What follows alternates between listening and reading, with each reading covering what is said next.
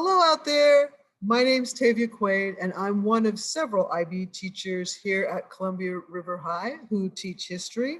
It's one of the 6 subjects in the IB diploma program. When you study IB history, it's really a 2-year continuum, and it begins junior year with History of the Americas. The year starts with an overview and review of the historical documents that are essential to the United States of America and the creation of our nation. We review some of the important skills that students first learn sophomore year in pre-baccalaureate history. But the main units that we look at junior year are the Civil War, the Great Depression, and the Civil Rights Unit. The Civil Rights Unit is part of a 2-section study of rights and protest.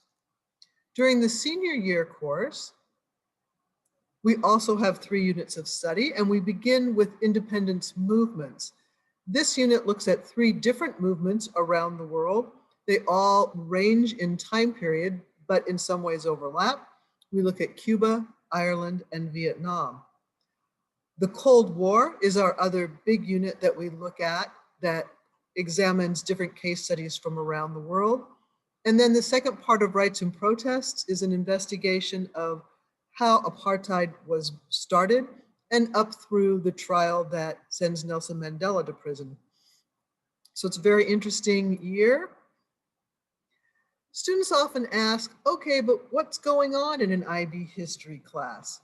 Well, I'm glad to tell you, there's a lot of reading that goes on that we do together, that you do at home, and we use a variety of material. We do have textbooks, but we also look at works written by major historians, might be chapters from different books or essays that they've written. We will also read quite a few primary documents, maybe speeches, treaties, everyday letters from people who experienced life during a particular time period. Students do a lot of writing and presenting, maybe speeches, maybe presentations. We do some simulations or large group activities that try and get in the spirit of a time period or major event. So there's a lot of activity that goes into this class. We try to have fun. We make some videos, but some of our topics are pretty heavy. And so there are days where it's a pretty serious conversation or investigation of the past. When it comes to assessments, the main requirements include research and then writing. The research paper or the internal assessment for IB allows students to choose the topic that they're interested in, and this paper is written junior year.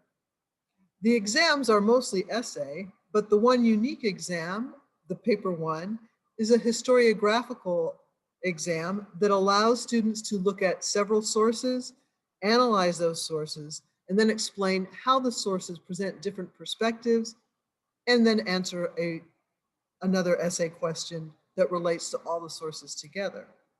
The dates shown here give you an example of when this year's seniors will be taking exams in May. Well, why are colleges interested in history students, and what types of skills do they bring with them when they attend college or university?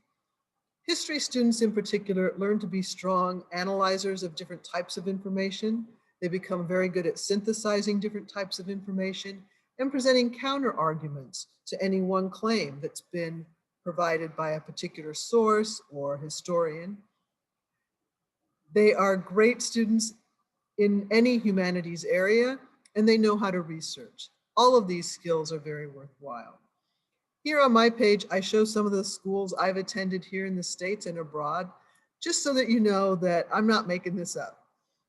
But on behalf of myself and the other history teachers, Mr. Douglas, Mr. Burton, Ms. Flack, Ms. Young, we are very happy to meet you in the future and hope that you will spend some time with us in history.